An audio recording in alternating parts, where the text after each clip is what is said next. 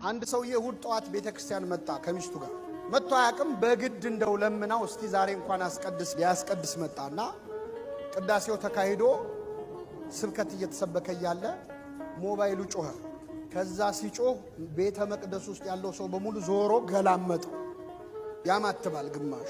ከዛ ኪሱ ጠፋበት ራሱ። አንዳንዴ ሰው ሲያይ እኮ ያስደነግጣል አይደል ብሎ እንደምንም ብቻ ዘጋው።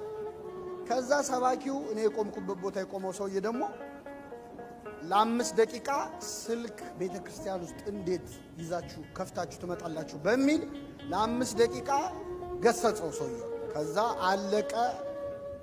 ከቤተክርስቲያን ቤት እስኪደርስ ድረስ ሚስቱ መኪና ውስጥ እየመከረችው ነው። እርምህን ብትመጣ እንደው ታዋርደኝ እያለች ማለት።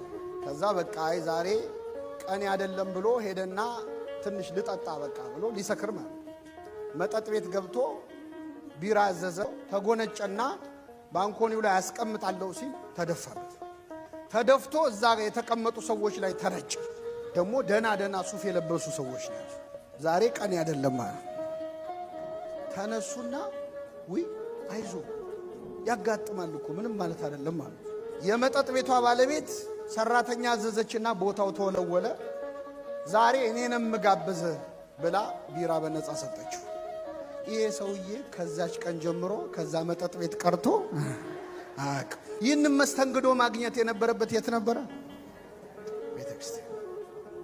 እኛ እንደ ሾህ እንዋጋለን፣ እናፈርጠዋለን በግልምጫ።